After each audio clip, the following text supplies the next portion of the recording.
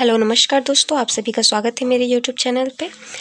तो हम सीरीज़ लाए हैं वैकल्पिक विषय हिंदी साहित्य के प्रश्न पत्र 1 और प्रश्न पत्र 2 के दोनों में खंड क और खंड ख दोनों में होते हैं। तो इन दोनों में सिलेक्शन के लिए सिलेबस को समझना बहुत इम्पॉर्टेंट है। तो चलिए हम सिलेबस को समझते हैं। सिलेबस समझाने के बाद में मैं और एक सीरीज़ लाऊंगी जिस पे आप सभी की पूरी हिंदी साहित्य वैकल्पिक विषय प्रश्न पत्र 1 और प्रश्न पत्र 2 दोनों की तैयारी मैं खुद करवाऊंगी, मैं खुद आपको पढ़ाऊंगी। तो पहले मैं सिलेबस को डीपली अंडरस्टैंड करा देती हूँ, उसके बाद फिर मैं आगे की पढ़ाई स्टार्ट करूँगी। ठीक है, तो आपका प्रश्न पत्र 1 खंड क में आपको पढ़ना होगा हिंदी भाषा और नागरी लिपि का इतिहास। तो हिंदी भाषा का इतिहास क्या है, कैसे हिंदी उभरी है, हिंदी का उद्गम कैसे हुआ है, हिंदी कैसे आज यहाँ तक पहुँची है जो आज हिंदी अंतर्राष्ट्रीय लेवल पे भी पहुँच चुकी है। तो हिंदी का इतिहास आपको पढ़ना होगा, नागरी लिपि का इतिहास पढ़ना होगा, अपभ्रंश आहट और प्रारंभिक हिंदी का व्याकरणिक तथा अनुप्रेक्षित स्वरूप को पढ़ना होगा। यानी आपको अपभ्रंश आहट और प्रारंभिक हिंदी इन तीनों की व्याकरणिक स्वरूप पढ़नी होगी, इन तीनों की अनुप्रयोग स्वरूप पढ़नी होगी। मध्यकाल में ब्रज और अवधी का साहित्यिक भाषा के रूप में विकास, मध्यकाल में ब्रज भाषा और अवधी भाषा का साहित्यिक भाषा के रूप में विकास कैसे हुआ है, ये आपको पढ़ना होगा। सिद्धनाथ साहित्य, खुशरोशन साहित्य, रहीम आदि कवियों और दक्षिणी हिंदी में खड़ी बोली का प्रारंभिक स्वरूप को पढ़ना होगा।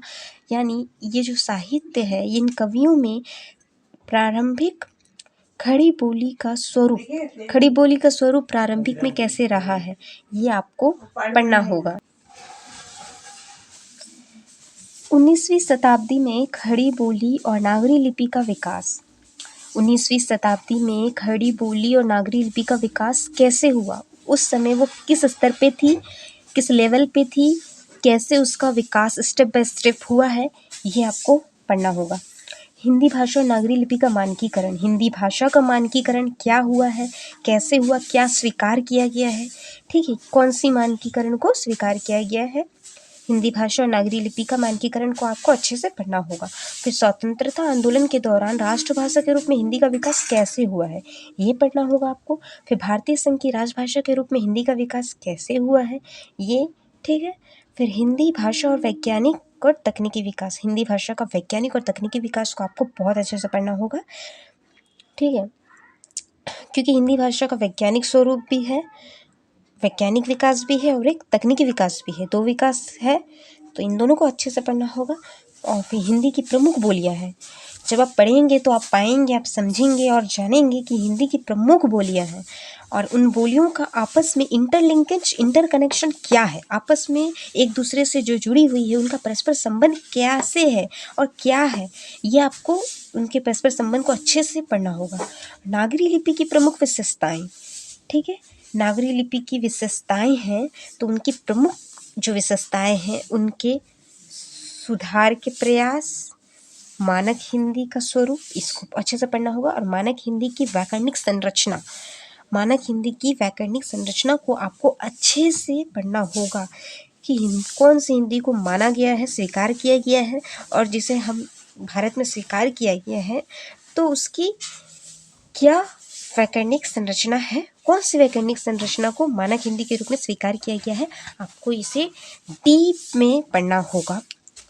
और ये भाषा खंड है, खंड क में, इसे आपको बहुत अच्छे से समझना होगा दोस्तों। और मैंने जिस तरीके से इसे तोड़ के डिकोड करके डीप में आपको समझाया है, अगर आप ऐसे ही डीप में पढ़ लेंगे, समझ लेंगे, तो आप डेफिनेटली 300 स्कोर कर पाएंगे, ठीक है।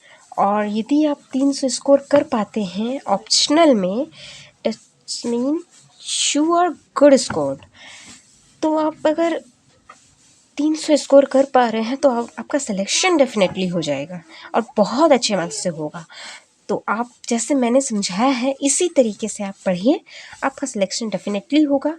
तो ठीक है दोस्तों, अब हम नेक्स्ट वीडियो में पेपर 1 खंड ख समझाऊंगी मैं, और फिर उसके अगले वीडियो में मैं आपको प्रश्न पत्र 2 खंड क, फिर नेक्स्ट वीडियो में आपको खंड क पेपर 2 का समझाऊंगी। फिर उसके बाद मैं सिलेबस को पढ़ाऊंगी आपको अच्छे से कि कैसे क्या कितना समझना है, कितना पढ़ना है और कैसे समझना है मैं आपको खुद समझाऊंगी, मैं खुद पढ़ाऊंगी। तो पूरा क्लासेस मैं ही लूँगी। तो ठीक है फिर दोस्तों, चलते हैं। Thanks for watching and bye, take care.